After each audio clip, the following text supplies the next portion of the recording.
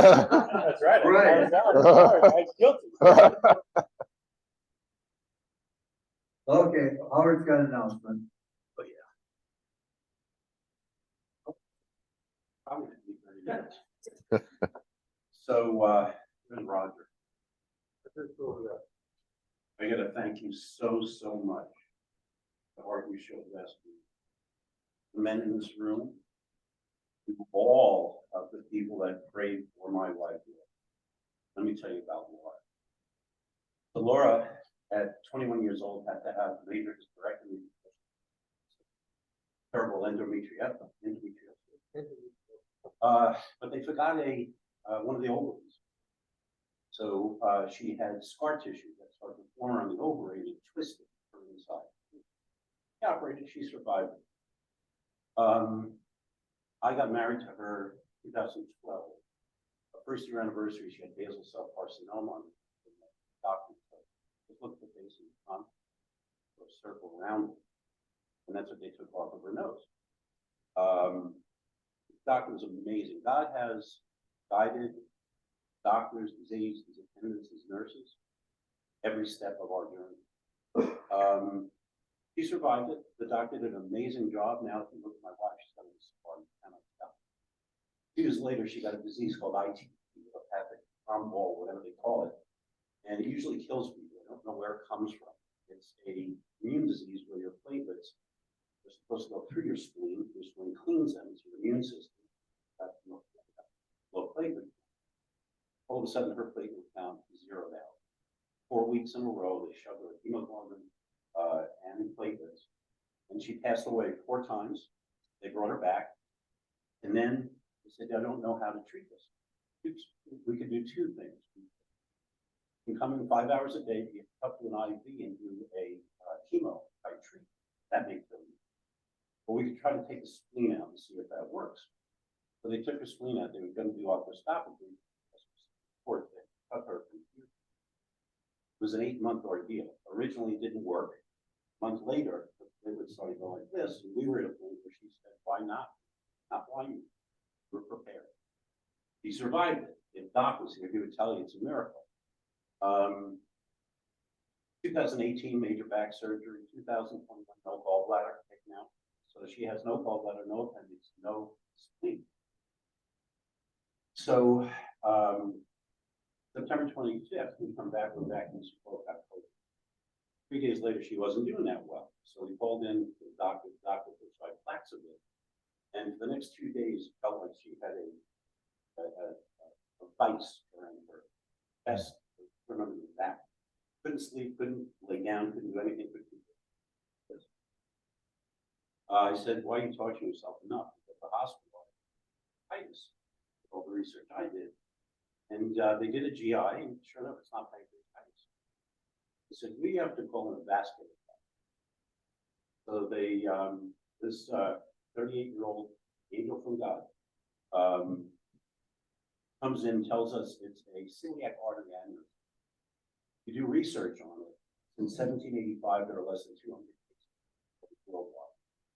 The celiac artery is behind the 8th rib. It's the closest one to the heart. It brings blood flow to the liver, the pancreas, the gallbladder, and the pancreas. She's got a tear in it. Usually people find out post-mortem. It bursts. People die. So, course of action, she's in the hospital, and a blood thinner, blood pressure medication, pain medication, even it out. A week later, we're home, and we get another CT scan, and he says, "Okay, Thursday, I want you in 5:30 in the morning, trauma center over at the hospital." The Wednesday before, that day before, obviously, I do a lot of research, guys. So I had a piece of paper to ask him a question. He looked at me, he goes, "Are you a doctor?" I said, "No, but I play one on TV." So he said, "We're going to go in through here, not through here, because it's closest to it, and we're going to put a stent in. It'll be about an hour, 15, hour and a half." So we get there 5:30, they prep her, she's in at 7:30, and you go into a waiting room with others, and there's a TV screen with all the different doctors that are operating, times that the operation starts, and then it changes color. A pre-op, in surgery, in post-op recovery. 7 other surgeries were involved, and they're out. My wife is still in. 12 o'clock, they get a call, and the nurse comes out, and she says there's been a problem. She's got a blockage. So I asked her, is she okay? Yeah. It's going to be longer than we thought. Okay, go sit back down. 2.5 hours. You start to think, I told Dick, any man, any woman who's ever gone through this with your significant other sitting waiting, I have such empathy and such a heart for the thing that you have done. And I'm sorry for that. I truly. So 2.5 hours go by, and all of a sudden, is recovered. The surgeon comes out and looks flustered. And he says, come with me. He's bringing me into one of those rooms. And he tries to open it, and it's locked. He says, oh, we don't need this.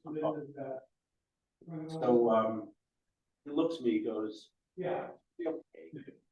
Get a blockage. Let me show you. He takes out his phone and he shows you. These 2 different stints. When he went in, there's the hepatic vein artery that goes into the liver. It's the main blood flow to the liver. If that clots and the clot goes, you die. So it was blocked. He put a camera catheter over the blockage, stuck a blood clot out, put a metal wire through the vein to see if there was blood flow. Stent over that, then did the original stuff. I don't realize this to say anything to you. This is 2 patients in recovery. I walk into a room, awake, alive, like nothing ever. So I did some more research, and I'm not an AI guy. I don't like technology that much. But I asked AI, in an otherwise healthy person, has there ever been any case studies? Somebody getting a celiac artery and a common hepatic stent at the same time? Never. Never has been done. This is unbelievable. So after a 6-hour operation, the doctors have never seen this. They've never done it. He said, I've never done anything like this. This is the hand of God.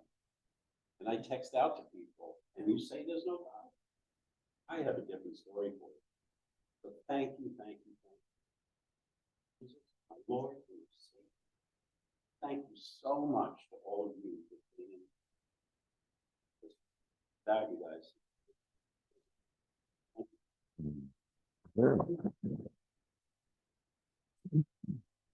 Howard, thank you, for sharing. You know, we always, say a lot. It's great to do. So, really, thank you very much. Thank you, all of you guys. One more announcement. Come next week, I'll be here alone. We're all getting ready for Thanksgiving, so, and this morning, we're blessed again with Richard, and I'm just gonna pray. I'm not gonna give him a formal introduction. I think we all know him. But Richard, thank you so much for coming. It's really great. Oh. Father, we just, by the way, Father, thank you so much for this group. And Lord, thank you for the testimony we heard from Howard this morning. And Lord, prayer works. You work. You do miracles. And we need to realize that our life is a miracle done by you. And Father, just continually pray for what's going on in Israel. And I know you know the outcome, you know the reason, purpose. So we just turn it over to you, Lord. And I just pray that your will be done. And again, I pray for this study. I thank you for that. I thank you what it's meant, the teaching that we have, and today that we have Richard. Lord, we are so fortunate. Hope everybody in this room realizes how blessed we are, how blessed we are to live in this country, to do what we do, and to be able to study your word openly, without any guilt or any punishment. I ask these things, Father. In Jesus' name. Richard? When you start, tell us how your dad is. Okay. I always want to know how it is. He's it's always good to be with you in person here. Yeah, and I appreciate your prayers for my dad. I celebrate just what God has done in your wife's life. My dad, about a month or so ago, he just had a series of things happen, and he ended up aspirating and getting into trouble. There's all kinds of fluids were filling him up, and so I was at my house. My wife was coming in late that night from Canada, and I was just kind of sitting at my desk working on stuff, just waiting until it was time to go pick her up at the airport.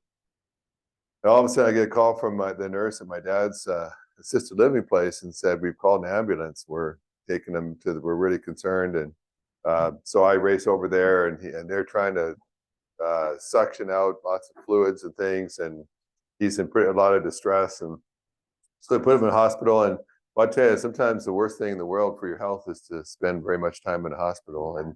And so he's there 2 weeks, and because he was aspirating, they thought, well, we need to give him just like mush for food. They didn't want him to choke on anything.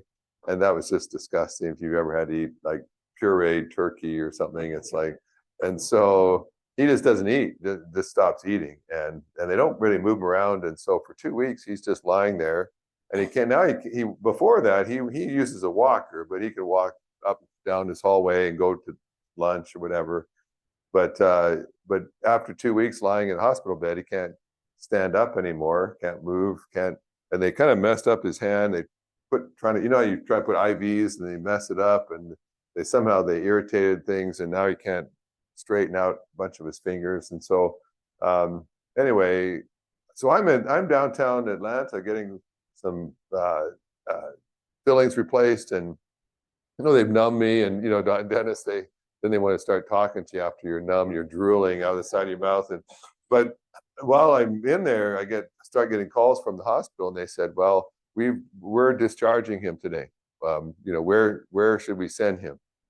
But they said he doesn't qualify to go back to his assisted living place, because you have to be able to stand up and get out of bed on your own, and you can't have any bed sores or any open sores. They won't put you back in. There's about 3 things that he had to meet certain threshold, and it didn't look like he could meet any of them. So they said he can't really go back where he lived before, but he can't even go to rehab, because you got to be able to stand up to get out of bed to even be rehabbed. So they said basically you either need to take him home and just care for him yourself, which he needs like constant care, or you need to put him in a nursing home. And so I really didn't want him to go in a nursing home. He basically was doing pretty well till he went in the hospital. And so I just want to get him back to where he was before. But so I just prayed, and then I called the nurse over his assisted living. I said, it looks like he's going to have to go to a nursing home. Do you have any recommendations? I'll be getting out of the hospital soon, or the dentist. And she called me back, and she said, well, let me meet you at his room at the hospital and just see if he can pass our test. And so I know he can't, but I said, I'll meet you there. So I raced to his room, and there he is in bed, hasn't gotten out in 2 weeks, but he's going to have to climb out of his bed and stand up, show that he can do that.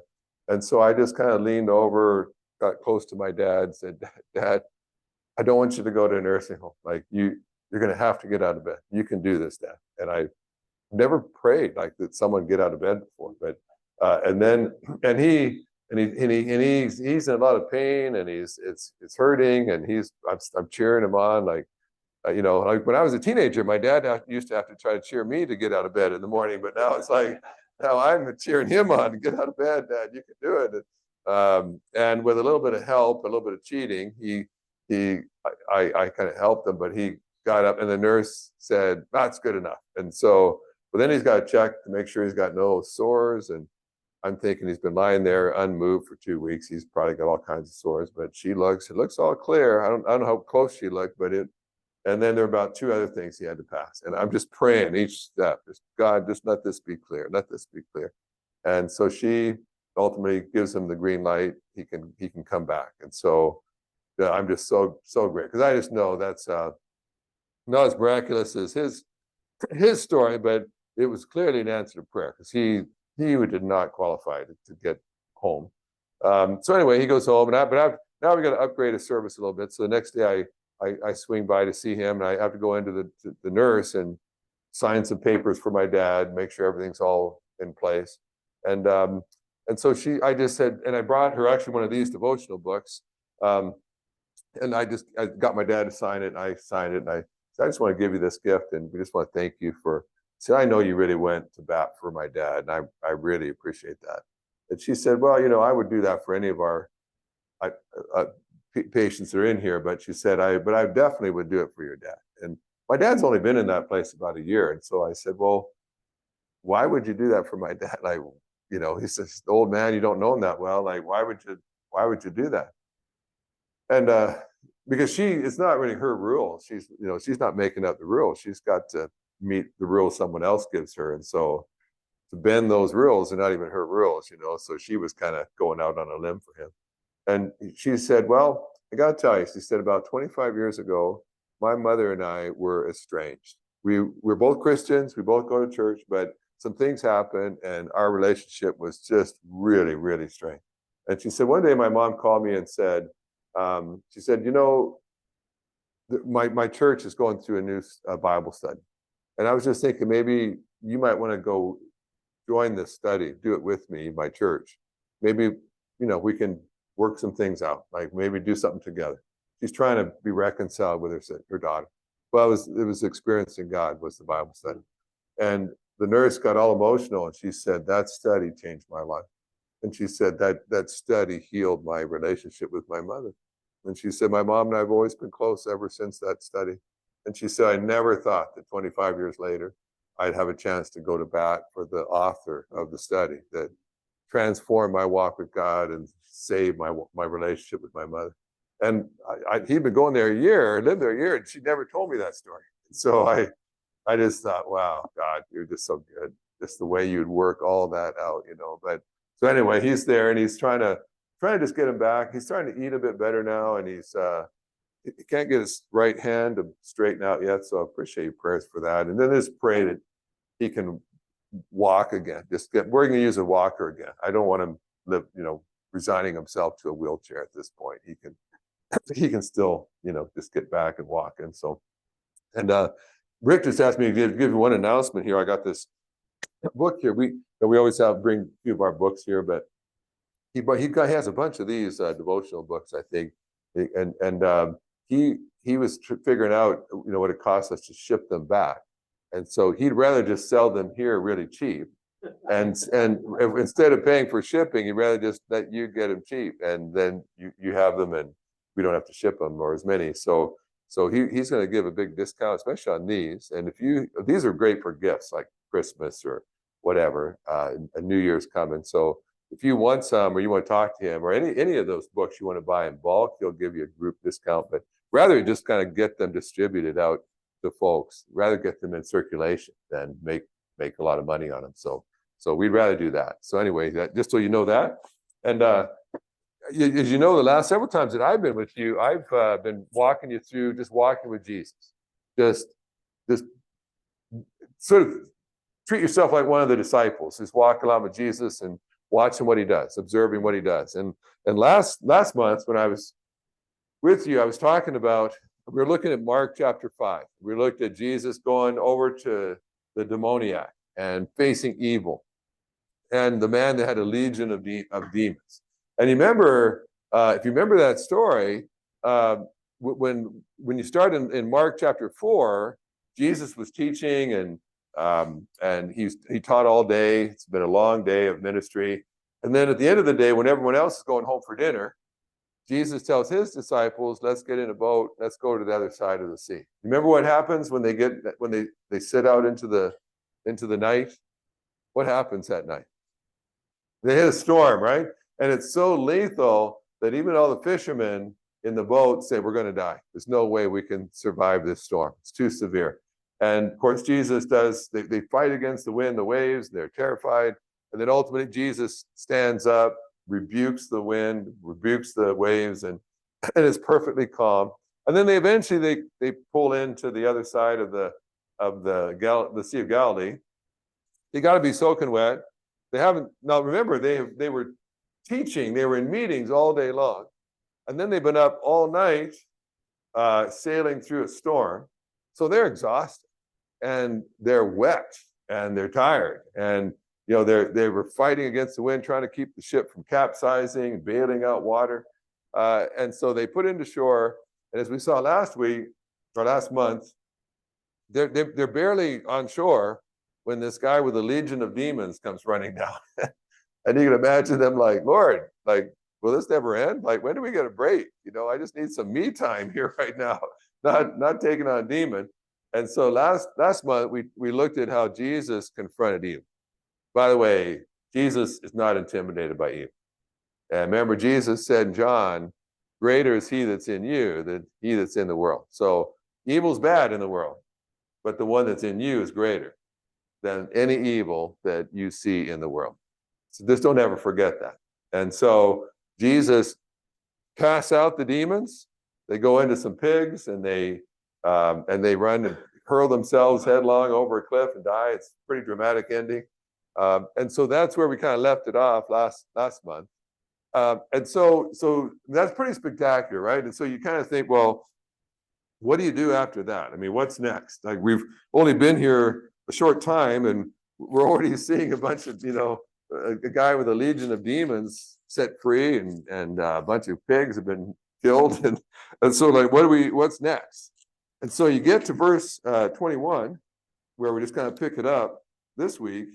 And it says so what Jesus does is he says, well, let's get back in the boat. Let's go back to the western side of the Sea of Galilee again. So what has happened? So they have, after ministering all day on the western side, they get in a boat, sail all through the night in a storm, get to the other side of the Sea of Galilee, which would be at the greatest length, it's about 17 miles. They set one person free, and then Jesus says, okay, let's get back in the boat. Let's go back where we came from. Now, if you're a disciple, what might you be thinking at that point? Like, we went all the way through a storm. We endangered our lives, almost sunk our ship for one guy living in a graveyard, and we set him free. Like, aren't you going to hold some meetings? Aren't you going to heal some other people? We're going to travel around, at least spread the gospel a few places? But Jesus says, no, we're done. Let's get in the boat and let's go back. So what does that tell you about Jesus?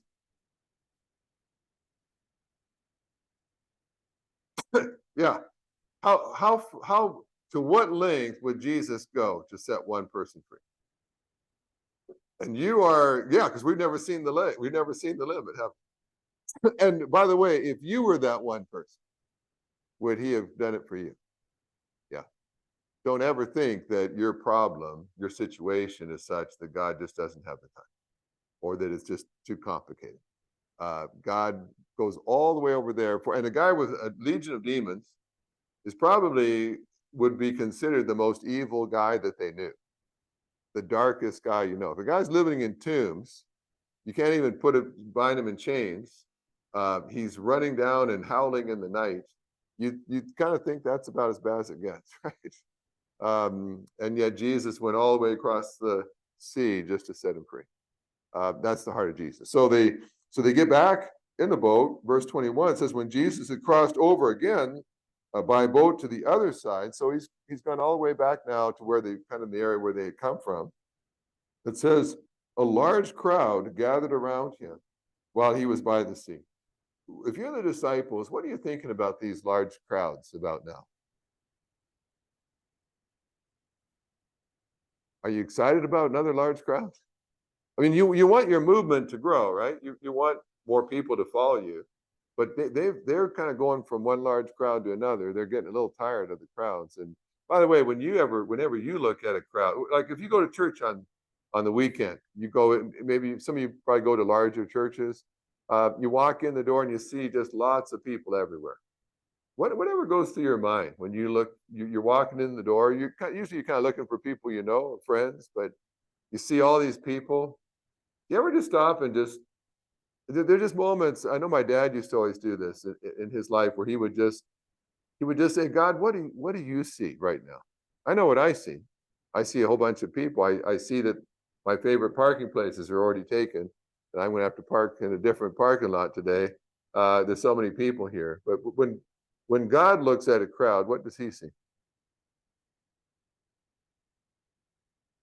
Children? A harvest. And I don't know that God ever sees a crowd. He sees a bunch of individuals. That's it. Every crowd is made up of a bunch of individual people that all have a story, all have a need of a savior, all have problems. He sees individuals. And so I'm guessing the disciples might have thought, oh no, another crowd. Well, when are we going to eat? Like, when are we just going to find a nice quiet restaurant somewhere and have a little downtime here? But there's a large crowd gathered around them. And so in verse 22, it says, one of the synagogue leaders named Jairus came, and when he saw Jesus, he fell at his feet and begged him earnestly, my little daughter is dying. Come and lay your hands on her so that she can get well and live. Now, it mentions the synagogue leader. What strikes you about that anyway? He's a synagogue leader. As soon as, and there's a crowd, there's already a crowd there. So you sort of get the impression that they're anticipating that Jesus might come their way. He's been on the other side of the sea. But boy, I tell you, people are eager to see Jesus. And the crowds are already out in case he shows up. Sure enough, his boat puts in, he gets out, crowd is coming right away. But Jairus is a synagogue leader, which would have mean he would have been a prominent citizen in that area, prominent religious leader, probably a lay person, but an influential business person, probably. That wouldn't have been a full-time job to be a synagogue leader, but it would have meant he would have been a prominent businessman that gave direction to that synagogue. And so what do you think about Jairus? And by the way, not everybody gets named either in the Bible, right? We're going to meet a woman here in a moment that never gets named. But Jairus gets named, at least his first name. So what's your impression of Jairus, just what we read about him so far?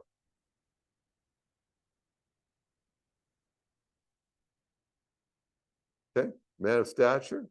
You could name him, and people knew him. What else strikes you about him? Humble, yeah, how does he humble himself? Right, you're sort of surprised, right? Like, you don't hear a lot about Pharisees or religious leaders in the Jewish establishment so desperately pleading with Jesus for help, right? Like Nicodemus, when he comes to Jesus, how does he approach Jesus? At night, yeah, where no one can see, right?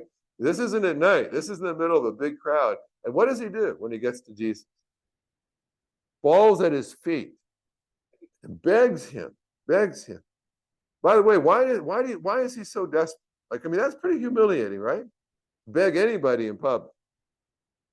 Yeah, it's his child. Well, those of you who have daughters, what lengths would you go to save your daughter's life? How desperate would you be? By the way, I tell you what, if your child's not saved, your child is a prodigal, how desperate have you gotten with Jesus until Jesus agrees to do something? Sometimes I'm embarrassed about how casual I pray. But sometimes I think if I was as desperate as this guy, maybe I'd have more answers to my prayers. Maybe I need to get where I'm pleading with Jesus. I'll tell you, especially in the culture we're in now, I just think these safe, predictable, ordinary, vanilla prayers that God's people are praying. I want to say, have you seen the news lately? Like, how could you be praying the same kind of casual, boring, unpassionate prayers in light of all that's going on? shouldn't we be getting desperate by now? Shouldn't our prayers be a little more fervent than they have been in the past? This guy is leaving nothing to chance, right? It says, he falls, he begs him earnestly, my little daughter. Now, we're going to find out later at the end of the chapter how old his daughter is. How old is she? 12. Is 12? That's almost a teenager, right? And in that culture, it would have been. You could be betrothed at 12. But he calls her his little daughter. What strikes you about that?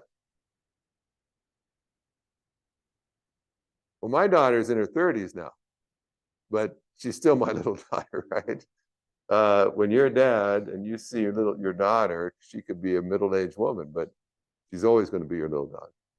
And you're going to be wanting to do whatever you can for her sake, aren't you?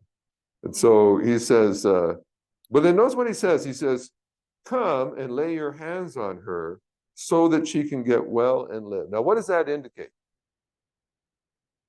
Faith. Yeah, what else does that indicate? Okay. Yeah, dig deeper with still. What else does that show? What does that imply? He believes. He believes what? Okay, now he maybe he thinks he's God, but he at least knows he has power to heal, whether he's God or not. He's got power. Yeah. But what else? But notice he's asking Jesus to do something very specifically, isn't he? Come and lay your hands on her, and she will be healed.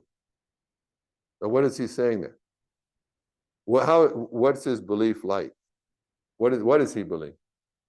It's positive. But now there's another guy, Cornelius, or not Cornelius, another centurion in Capernaum. He's going to come to Jesus. What's he going to tell him? Just say the word, right? And he'll be healed. Okay, so they both believe something different about Jesus, right? This guy believes that if he can just get Jesus to put his hands on his daughter, she'll be well. So I've got to get Jesus to my house, and he's got to touch my daughter, and then she'll be well, right? So now, is that necessarily true? I mean, it is true. If he puts his hand on her, she is going to be made well. But is that the only way he can heal her? No, right? But in his mind, it is, right?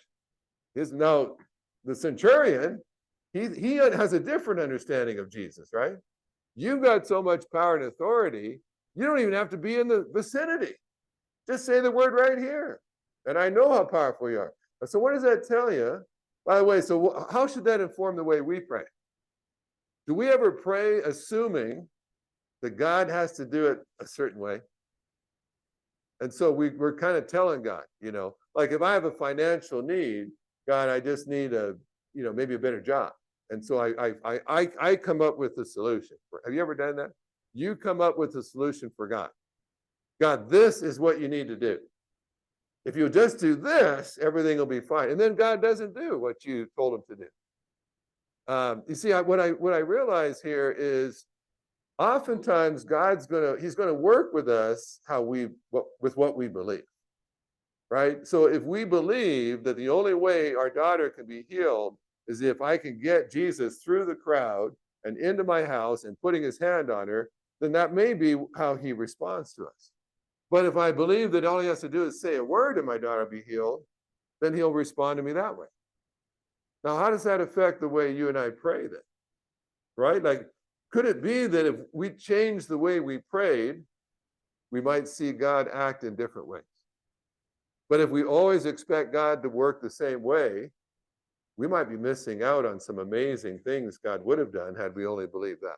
So it's interesting to me, he tells Jesus just what he needs to do. And then notice what it says. So verse 24 begins and it says so. And I always like that word so because it basically it's gonna show a response. Sometimes it'll be showing the response of other people to what Jesus has said. This time it's going to show the response of Jesus to what the man has said. So this man tells Jesus, if you'll just do this, my daughter will be okay. So Jesus went with him, and a large crowd was following and pressing against him. So in other words, Jesus is going to go along with the man the way he believes. Now, why doesn't Jesus just say to him, hey, you know what? That's all good. I'm glad you believe if I go with you, I can heal your daughter. But look at the crowds, really thick today. Actually, you know what? If I just say the word, she could be healed just as easy. Why didn't Jesus just tell him that? Would have saved everybody a lot of hassle, right? Why does he just go along with what the man asked? Why doesn't he raise up his request? Why didn't he say, I'm going to teach you how to pray at a higher level today, Darius? I'm going to take your prayer life to a higher level. Quit asking these low-level prayers. Let me take your prayers to another level so you see greater miracles. But he doesn't, does he? For him, okay, yeah. I mean, yeah, that's a good point, Dave. He's never asked for a family member to have their life saved before. So for him, it is a higher level. Yeah, that's a good point. Yeah, because what does that tell you about how God works in our life? That's right. If you're at this level, he comes down to this level and says, Dave, let me work with you because this is where you are right now. Now, Rick, well, he's at an even lower level, so I'm going to have to go even lower for Rick. But he'll meet us where we are, right? Aren't you grateful for that? That it's not a one size fits all. He doesn't say, you know, didn't have the faith of that centurion. He knew if I just said a word. So Jairus, sorry, you know, come back when you believe a little better, right? He doesn't do that, does he? He meets him right where he is. Now, for me personally, I hope that every year my praying is going to a higher level. That I realize I don't need to tell God what to do. I need to ask him, God, how do you want to heal my daughter? Do you want to speak a word? You want to come to my house? I'll make you dinner. Tell me what you want, God. How do you want to do it this time? Because when you notice in the Gospels, Jesus rarely does the same thing the same way, right? He's always changing it up. So anyway, it says, so he starts going, people are pressing against him. Now imagine that you're walking down a street, and as you're walking, the crowds are so thick that people are literally pressing up against you. Think about how hard that's going to be to walk down the street. You got people in front of you, they're shouting, and they're not just quietly pressing against you. They're shouting, trying to get your attention. They're trying to tell you their story, trying to tell you what they need. They're trying to explain their problems to you. And you're trying to get through, you're trying to follow Jairus. Think of you, Jairus, and your daughter's hanging on by a thread, and you've hit rush hour traffic. And it's just bumper to bumper, and it's not making any progress. Think about how anxious she might be, just trying to, if I just get Jesus to my house before my daughter dies, and it's bumper to bumper, the stress. We kind of lose a lot of the tension going on in this story, because as you read it, we kind of forget. We're missing a lot of the dynamic of what's going on. But so it says they're pressing against him. And then verse 25 says, now a woman suffering from bleeding for 12 years had endured much under many doctors. She had spent everything she had and was not helped at all. On the contrary, she became worse. So now it's interesting. It doesn't name this woman, right? It names Jairus. Why would they name the man and not the woman?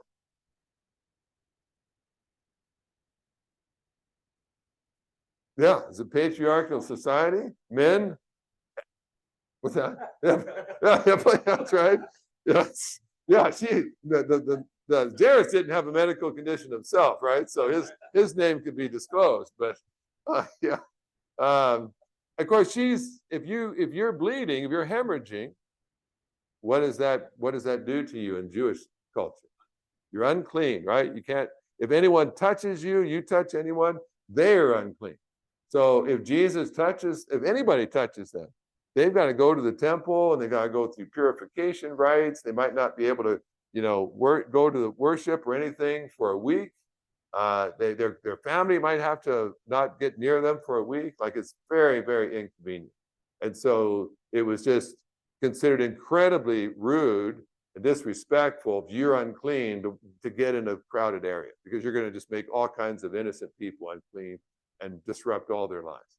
And so this woman, and now I don't know if there's probably no significance at all, but it is interesting. This man's got a 12-year-old daughter, and great problems, but this woman's been hemorrhaging for as long as that little girl's been alive, 12 years. And so you look at this teenager, realize when that teenager was born, this woman was already suffering, and she's still suffering all these years later. So, and it says she's gone to doctors and gotten everything that the world has to offer her, and all that's happened is her condition's gotten worse. Does that speak at all to modern society today? When the world tries to tell you how we can help you with your problem, you've got the, gender dysphoria. You're in a male body and you think you might be a female. So what does the world tell you? Well, we'll cut parts off. We'll give you all kinds of drugs into your system. We'll pump you through lots of things. We'll give you all kinds of confusing messages. And now when you're suicidal and you realize you've made some terrible mistakes with your body, then they cut you loose. They don't want that story being told. So now you're on your own. You see the world trying to give answers to people's problems and only making the problems worse. And this woman, but she's given every dime she has to try to be better, and she's only gotten worse. But they've taken everything she has. So now she's got worse problems and she has no money.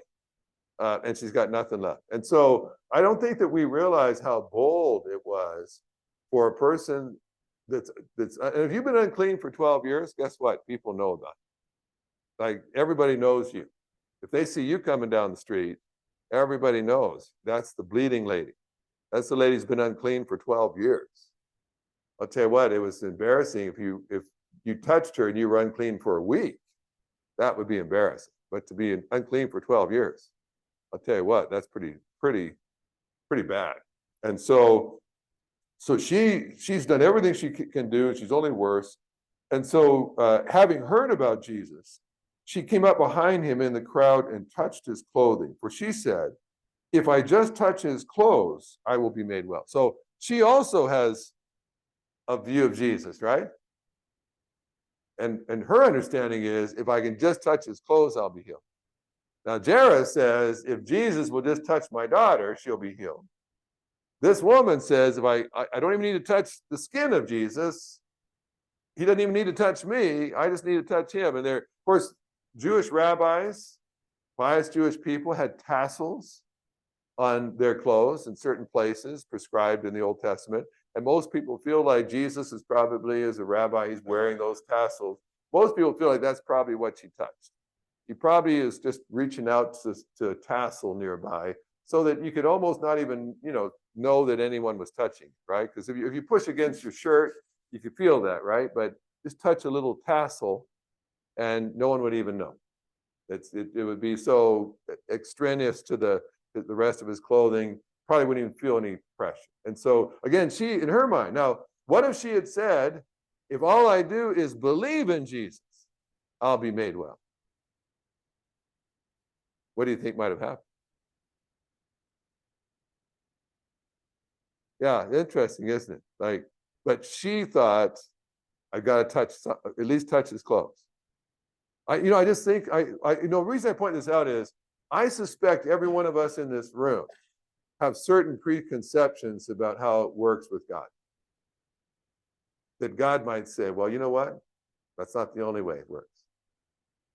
You're limiting what you experience from me because you assume you got it. And this is in a crowd, right? What if this woman could never get close enough to Jesus to touch the tassel on his clothes? What if she almost got there but couldn't quite touch it?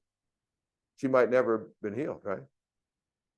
But I wonder to myself, if you limit what you think God has to do in your life, could it be that there's a lot more God would do? But it's because we just assume that it has to be this way. And so it's just interesting to see all these people have their view of how God has to work. And looking back 2,000 years later, we realize, well, no, God could have worked other ways too. It didn't cross their mind that God might do things a different way than they thought. And so it says, if I just touch him. And so it says, instantly, her flow of blood ceased, and she sensed in her body that she was healed of her affliction. And this is, verse 30 is really interesting. It says, at once, Jesus realized in himself that power had gone out from him He turned around in the crowd and said, "Who touched my clothes?" Now, what strikes you about that? Yeah, all kinds of people are touching him, right? They're pressing against him. But not all of them were healed, right? Which is interesting to me. What if some of the other people that were pressing against him also were sick, also needed healing? But none of them were they? Can you imagine being, so why was she healed and nobody else? Yeah, she believed, right? Um, wouldn't that be tragic? Like, just imagine, and we would never know, right? What if somebody had other like an issue? Maybe they had a bad gallbladder. Maybe they've got some issue that's causing them all kinds of pain. Maybe they got terrible arthritis. It's crippling to them. What if they brushed up against Jesus? But they thought, I've got to have a conversation with him. I've got to stop him, and he's got to talk to me, and he's got to do a miracle. But they never got his attention. And so even though they touched him, they went away in the same condition. But this woman believed, if I just touch him, I know I'll be healed. There were a lot of people who touched him that day. Only one person was healed. Wouldn't it be tragic to be right in the vicinity, I mean, literally rubbing up against Jesus, and yet to leave with all the same problems you had before you touched him? Isn't it tragic how many people come to church? And some people in the service have a divine encounter that leaves them forever changed. And there's other people in the building sitting in the same row as them. And they walk out and they've kind of, if you will, brushed up against Jesus too, but they're very same. You can be in a Bible study like this. And I've had people come up saying, "Richard, God just used you this morning and said some things that were exactly what I needed to hear." And others are walking out and they've already forgotten everything I've said. It's not enough just to brush up against Jesus. You got to be believing. And what a tragedy to be right next to Jesus and have everything stay the same. Only one person gets healed, and it's this woman. But what else strikes you about this encounter? She had great faith. Yeah, but that's not necessarily unusual, right? We'll meet several people in the Gospels who have great faith. There's something here that you only hear here.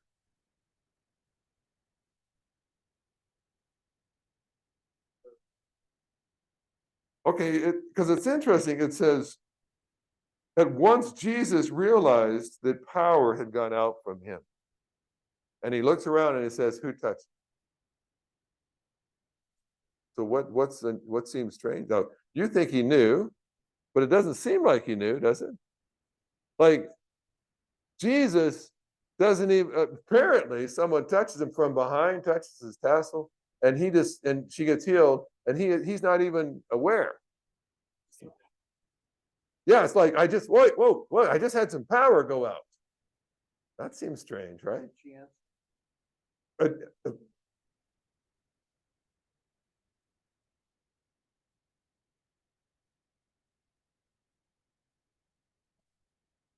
Yeah.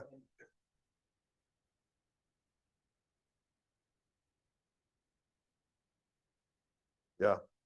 But could it happen without Jesus knowing? I mean, it seems like it did, right? Like, she touched him and he looks around and says, "Somebody touched me. Who touched me?" And she's healed right away. Now, that you never hear that except here, where if it's true that she believes so much that even if he's not aware of what's going on, there's lots of people touching him, but he didn't feel the power going out for anybody else. But when she touched him, power goes. And so people have wondered, because Jesus is fully human, right? He's fully God also, but he's fully human. Could it be that being fully human, he wasn't omniscient? He didn't necessarily know everything going on around him, right? Because he's human. He's limited as a human, but he also has the power of God in him. And so this is one of those interesting kind of moments where you wonder, could he heal someone and not even know he was doing it? It's kind of interesting, isn't it? So, but he turns around and says, "Who touched me?" Now we've got someone over here who says Jesus knew who it was, but he wants her to confess. And that may well be the case. But it's interesting, he's looking around and saying, who touched me? Who touched me? And he's looking around the crowd. I don't know if he knew, I don't know, he may be just inviting this woman to confess. But it may also be he knows someone's just been healed and he's looking around and he knows full well the look of someone who's just been healed. He knows the look on your face if you've just realized you've been healed from a 12-year-long illness. And I suspect whether he knew already or not, when he started scanning the crowd, it didn't take him long to figure out who it was. And I have a feeling he might be looking right at her and saying, who touched me? And then giving her a chance. Yeah.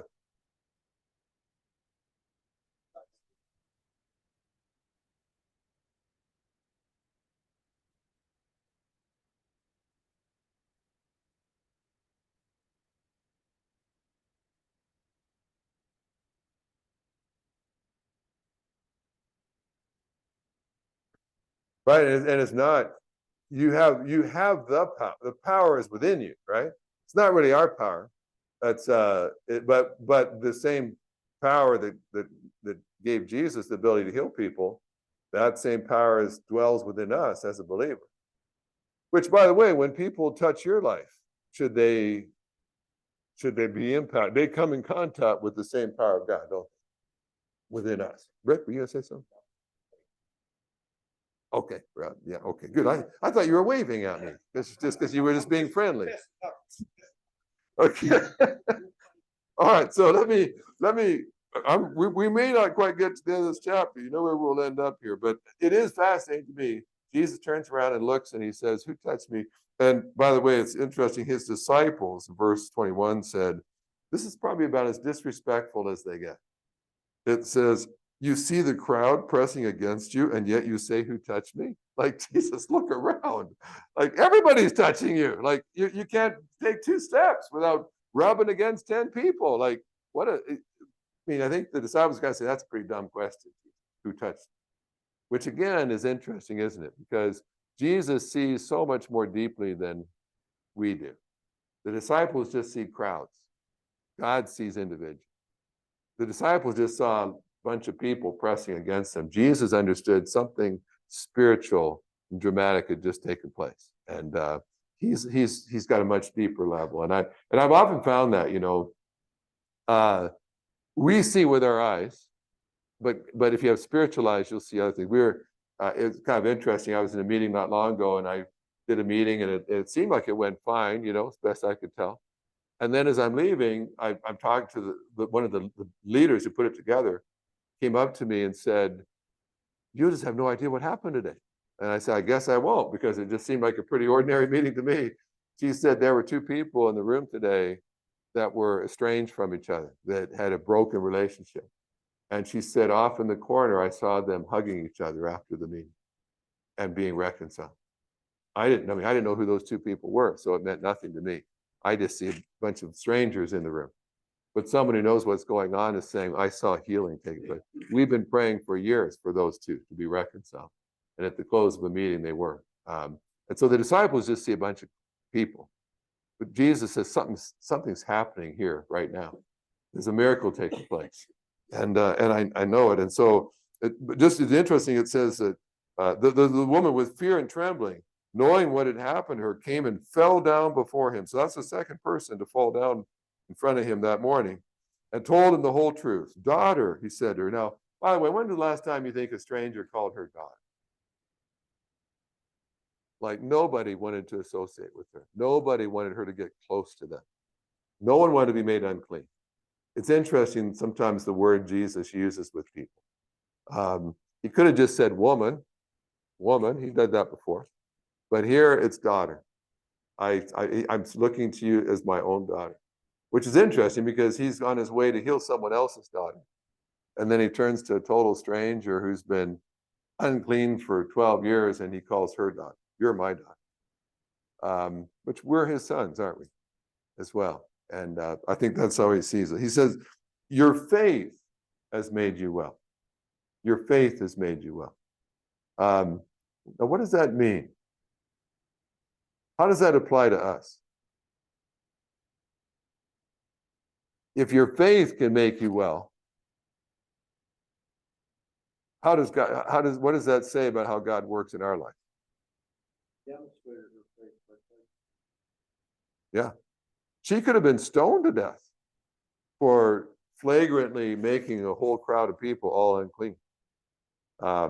She put her life on the line. And there was just such faith, such determination. Jesus, I think God just said, I'm going to honor that. That kind of faith needs to be granted. And so, by the way, if you're so Jesus stops, has this little kind of conversation with this woman. If you're Jairus, and you know your daughter's life's hanging by a thread, what are you thinking right now? Yeah, this is all well and good. Can we preach another day? Like, let's keep moving. You know, I've been there. Like, if we just keep moving, that delay is going to cost his daughter her life. She's going to die. Have you ever gotten impatient because God was not in as big of a hurry as you were? It's like, God, do you understand? Time is of the essence. Like, I don't have weeks for you to get back to me on this. I need an answer now. But that little delay is going to cost his daughter her life. Now, two things just as we wrap, I always have to wrap it up there, but two comments about that. One is, that was an interruption, wasn't it? Like, Jesus was on his way to heal a 12-year-old girl, and he had an interruption, right? How do you handle your interruptions? Now, was that an unimportant interruption? That was a divine interruption, right? What's the difference between an interruption, an ordinary interruption, and a divine interruption? Yeah, our perception and the purpose of God. Yeah, what if, no, I don't think every interruption is from God. Sometimes it's just someone that's completely out of touch with God that is trying to take your time when you're trying to do God's will. But then there are other times when it is God's will. It was Henry Nouwen who said, for years, I was so frustrated with all the interruptions to my work until I realized one day the interruptions were my work.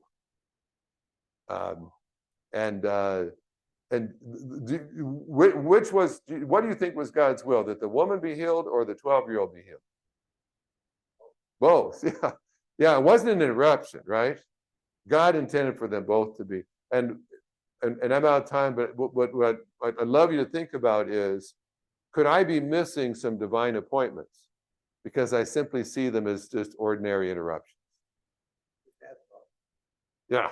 Sometimes someone sticks their head in your office, but you're trying to get this report done. You're getting ready for a call. Like, look, I don't have the time right now, but it's in that moment that colleague really needs encouragement right then. Right now is when they need a word from God. But you see it as an interruption. Or you went to the restaurant and this waitress keeps hanging around talking to you. And you're trying to talk to your friend. And you don't even realize till later, maybe that waitress was facing a horrible day that day. Sense the presence of God here among these Christians. Wanted to get as close to God as she could, but I just saw it as an interruption. I've had to say, God, open my eyes so I don't miss a divine appointment, thinking it's nothing more than an interruption. By the way, the only last thing just to say about that is, because Jesus is delayed, Jairus is not going to get what he wanted, right? What he wanted was for Jesus to lay his hands on his daughter and for her to be made well. That's not going to happen now, right? What is going to happen? She dies. What's going to happen after that? Instead of seeing her healed from sickness, he's going to watch his daughter raised from the dead. He's actually going to witness a greater miracle because of the delay. What seemed frustrating to Jairus is going to allow him to see the power of God in ways very few people ever had. It's going to be an even greater encounter with God. Trust God's timing. If God's not as big of a hurry as you are, trust that perhaps God is preparing for an even greater work than what you're counting on. Well, let me pray with you, and I'll look forward to seeing you in December. Maybe we can even take a minute just to, if you have questions, from today. Maybe we can even start with that in our Zoom call next week or next month. Because there's a lot here, isn't there? There's a lot to unpack. And I think, but I would also just say, ask yourself, have I put God in a box? And I assume that this is the only way he can work in my life. And maybe God wants to let me know there's lots of ways I could work, ways you've never thought of before. Be open to that. Don't limit yourself just to what you know, what you expect. God's greater than that. So let me pray for you, and I'll be done. Lord, thank you for these men and their walk with you. You see them as not just as men or strangers, a group, but you see them as individuals, as sons, as family. You love every one of them. You'd cross an entire sea to help any one of them out if they had a need. And God, I pray that we won't be the kind of people that just brush shoulders with you, that get close to you, but go away the very same. God, I pray that every time we get near you, our life is changed. Our faith is strengthened. God, take us to another level, and especially with all that's going on in our world today, God, would you take our praying to a level that's never been before? May we see miracles like we've never seen before. May we see the power of God like we've never experienced before. And may truly these holidays and the days ahead be the greatest days we've ever had in our walk with you. And I pray this in Jesus' name. Amen.